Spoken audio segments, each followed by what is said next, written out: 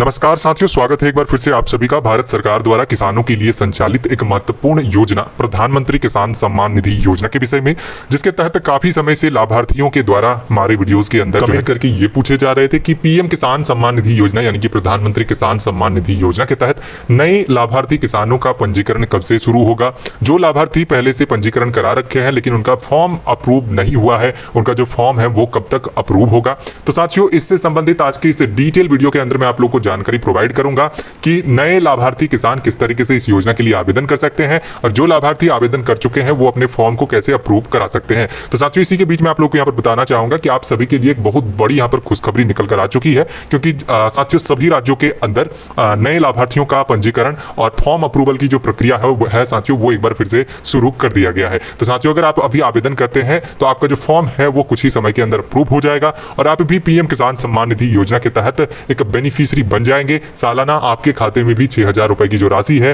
भारत सरकार द्वारा जमा किया जाएगा। तो साथियों, पूरी जानकारी इस वीडियो के अंदर आप सभी को प्रोवाइड करूंगा। लाइव पीएम किसान सम्मान निधि योजना की जो आवेदन फॉर्म है साथियों, उसे मोबाइल के माध्यम से जो है फिलअप करके आप सभी को बताऊंगा कि किस तरीके से आप ऑनलाइन कर सकते हैं। ऑनलाइन करने के बाद का जो प्रोसेस है वो क्या है, कब तक आपके खाते में पैसे आएंगे। तो चलिए बिना किसी देरी किए वीडियो को शुरू करते हैं। देख सकते हैं यह है प्रधानमंत्री किसान सम्मान निधि योजना की आधिकारिक पोर्टल, जिसके अंदर लाभार्थियों का ऑनलाइन रजिस्ट्रेशन को लेकर साथियों जो नई लिंक है वो प्रोवाइड की गई है, जहां से लाभार्थी अपना जो रजिस्ट्रेशन है वो कर सकते हैं। वीडियो के डिस्क्रिप्शन में ऐसे पोर्टल का लिंक आप सभी को दिया गया है, आप वहां पर क्लिक करके इस पोर्टल के अंदर आ सकते हैं। आने के बाद सिंपली आपको क्या करना है, न्यू फार्मर रजिस्ट्रेशन का ऑप्शन आपको यहां पर सिंपली देखने को मिल रहा है, इस पर आपको क्लिक कर देना है। इस पर जैसे आप क्लिक करेंगे जो नेक्स्ट पेज है वो कुछ ही समय के अंदर साथियों आप सभी के सामने जो है खुलकर आ जाएगा। थोड़े समय प्रतीक्षा करना है, उसके बाद कुछ नए ऑप्शंस आपको यहां पर देखने को मिल जाएंगे, जिसमें साथियों कुछ यहां पर ऑप्शंस दिए गए हैं। देख सकते हैं न्यू फार्मर रजिस्ट्रेशन फॉर्म के अंदर ये हिंदी और इंग्लिश दोनों के माध्यम से आप जो है यहाँ पर चेक कर सकते हैं, और भी काफी सारे लैंग्वेजेस यहाँ पर दे दिए गए हैं। जो भी आपका लैंग्वेज सूटेबल होगा उसे आप सिलेक्ट कर लेंगे तो आपको फॉर्म भरने में काफी ज्यादा आसानी होगी। तो यहाँ पर हम लोग इंग्लिश के अंदर ये फॉर्म भरेंगे। तो साथियों देख सकते हैं सबसे पहले रूरल फार्मर रजिस्ट्रेशन और अर्बन फार्मर रजिस्ट्रेशन करके ऑप्शन है। आप अगर शहरी क्षेत्र के अंदर रहते हैं तो आप अर्बन फार्मर रजिस्ट्रेशन के ऑप्शन पर क्लिक करेंगे, अगर आप ग्रामीण क्षेत्र के अंदर रहते हैं तो रूरल फार्मर रजिस्ट्रेशन के ऑप्शन पर क्लिक करेंगे। उसके बाद नीचे आपको यहाँ पर एंटर आधार नंबर करके एक ऑप्शन देखने को मिल रहा होगा। यहाँ पर आपको अपना जो आधार नंबर है वो डालना है और इसके बाद यहाँ पर साथियों उसके साइड में ही आपको अपना जो मोबाइल नंबर है जो आधार से जुड़ा हुआ है उसे डालना है। उसके बाद साथियों आप कौन से राज्य से संबंधित है उसे आपको यहाँ से सिलेक्ट कर लेना है और उसके बाद सिंपली आपको यहाँ पर ये जो कैप्चा दिए गए हैं आपको साथियों देखने को मिल रहा होगा, इस कैप्चा को सेम टू सेम आपको जो है कैप्चा कोड के ऑप्शन पर जो है फिलअप कर देना है। जो भी चीजें लिखी गई है सेम टू सेम उसे फिलअप कर देना है। फिलअप करने के बाद साथियों आपको सिंपली गेट ओटीपी पर क्लिक करना है। तो चलिए मैं आप लोगों को ये प्रोसेस कर लेता हूँ और फिर गेट ओटीपी पर क्लिक करने के बाद आगे की प्रक्रिया क्या है वो दिखाता हूँ। साथियों जैसे ही आप कैप्चा फिलअप करने के बाद सबमिट बटन पर क्लिक करते हैं तो आपके आधार रजिस्टर्ड मोबाइल नंबर पर एक ओटीपी आपको प्राप्त होता है। सिंपली आपको उस ओटीपी को इस एंटर ओटीपी के ऑप्शन पर आपको जो है फिलअप कर देना है। जो भी ओटीपी आपके मोबाइल पर जाएगा उसे जो है आपको सेम टू सेम इसे फिलअप करना है और नीचे जो है जो भी कैप्चा यहाँ पर दिए गए हैं फिर से उसे सेम टू सेम जो है एक बार फिर से फिलअप कर देना है। तो चलिए हम इसे फिलअप कर देते हैं इस कैप्चा को यहाँ पर, और उसके बाद मैं आप लोगों को जो फॉर्म ओपन होगा उसके बारे में भी जानकारी आगे देने वाला हूँ। तो चलिए सेम टू सेम कैप्चा को यहाँ पर फिलअप करते हैं, उसके बाद आगे मैं आप लोगों को डिटेल्स बताता हूं। जैसे ही सबमिट बटन पर आप क्लिक करते हैं तो कुछ इस प्रकार से लाभार्थी का जो फॉर्म है आवेदन के लिए ओपन होता है, जिसमें सबसे पहले आपको यहाँ पर स्टेट जो है पहले से जैसे आपने जो है यहाँ पर सिलेक्ट किया था तो वो सिलेक्टेड रहेगा।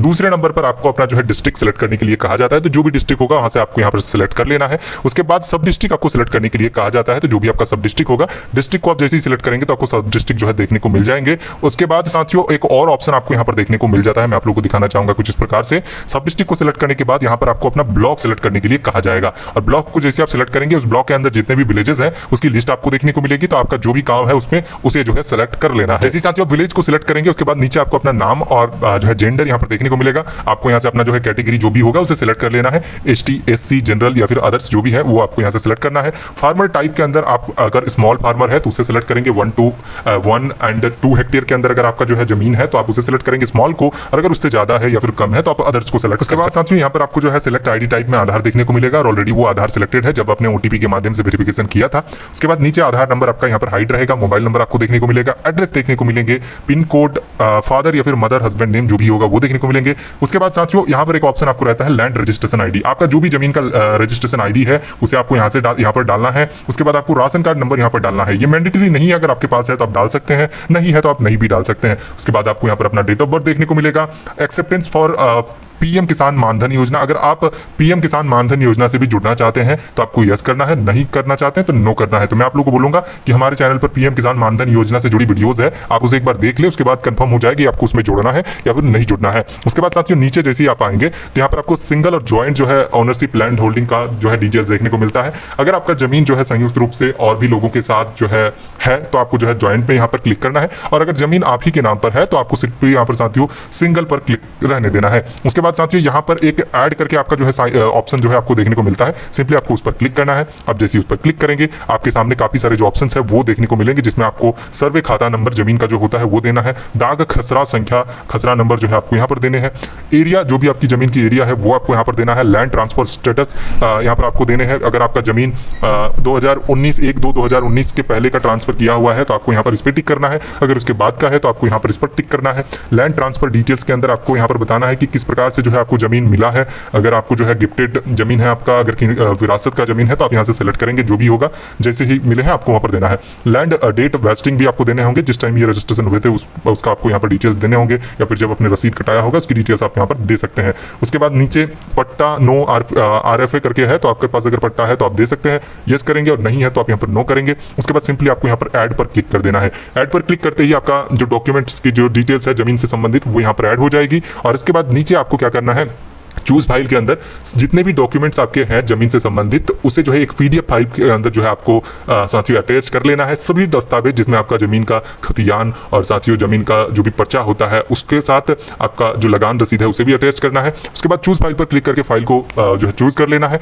और सिंपली यहाँ पर उसके बाद आपको सेव के बटन पर क्लिक कर देना है। जैसे आप सेव के बटन पर क्लिक करते हैं तो साथियों आपका जो आवेदन है वो सक्सेसफुली हो जाता है। आपको एक रेफरेंस नंबर भी वहां पर दिया जाता है, बाद में उस रेफरेंस नंबर की मदद से आप जो है साथियों स्टेटस को ट्रैक कर सकते हैं। तो साथियों इस तरीके से आप पीएम किसान सम्मान निधि योजना के तहत नए लाभार्थियों का जो है पंजीकरण कर सकते हैं। अगर आप खुद से करना चाहते हैं तो मोबाइल के माध्यम से कर सकते हैं। मैंने पूरी जानकारी आप सभी को इस वीडियो के अंदर दिया है, और मैं आप लोगों को बताना चाहूंगा कि जैसे ही आपका आवेदन कंप्लीट हो जाता है उसके कुछ ही दिनों के बाद साथियों जो आपका डिटेल्स है वो पोर्टल में शो होने लगता है, जिसमें अगर आप इस योजना के तहत आवेदन किए हैं और आपकी डिटेल्स जो है सही पाया गया है तो साथियों मैं आप लोगों को दिखाना चाहूंगा यहाँ से जो है आप अपना स्टेटस को चेक कर सकते हैं, जिसमें status of self registered farmer और फार्मर रजिस्टर्ड थ्रू CSC करके यहाँ पर आपको आधार नंबर डालना है, कैप्चा डालना है और यहाँ पर सर्च करना है। जहां पर भी आपका फॉर्म पेंडिंग रहेगा उसकी डिटेल्स आपको देखने को मिल जाएगी।